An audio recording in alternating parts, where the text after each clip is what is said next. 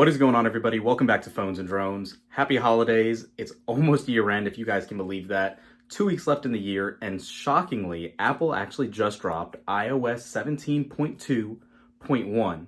This is rumored to be coming. Mac Rumors specifically said they saw it in their logs that there was this new version coming out. Didn't know when. It is very un-Apple-like to release an update this close to the holidays. Usually we don't see anything until after January 1st into the new year.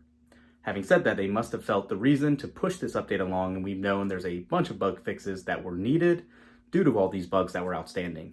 I'm not expecting to see any new features in this update as more stability improvements for the platform. Let's do our normal song and dance, check out the size of this update, the heat signature, the build number, and go from there. Okay, iOS 17.2.1 just finished installing, as you can see here. Let's go ahead and check out the heat management on this, as we traditionally do. I can tell you, just picking it up, it was starting to warm up a little bit, but as you can see, perhaps on this update, Apple did some better thermal management with the software. Obviously, hardware-wise can't get changed, and it is staying significantly under 100 degrees, which is a huge improvement for an iPhone. Beyond that, this update came in at a little over 230 megabytes for the iPhone 15 Pro Max, or excuse me, iPhone 15 Pro here that we're using. And jumping into settings, general, about, you can see we are now running a build number of 21C66.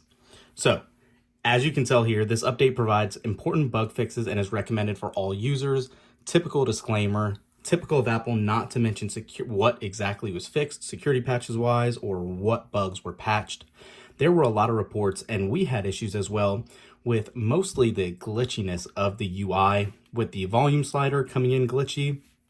And as you traditionally would, the notification slider sometimes would obviously not show this cylinder shape. It would be more boxy and then kind of jolt into the shape it should be in.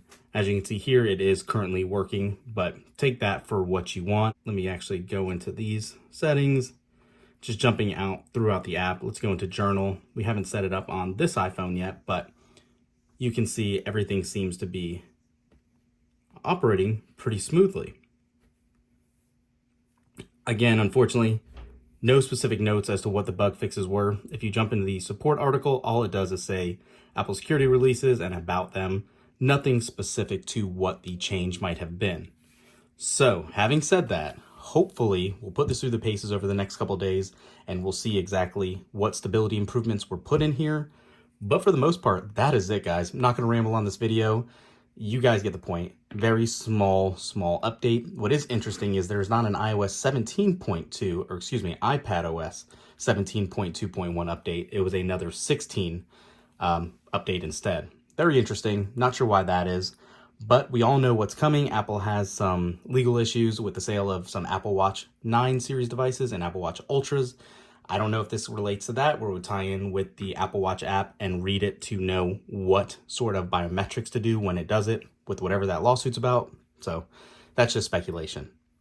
Thanks for watching, guys. We'll catch you in the next one. Peace.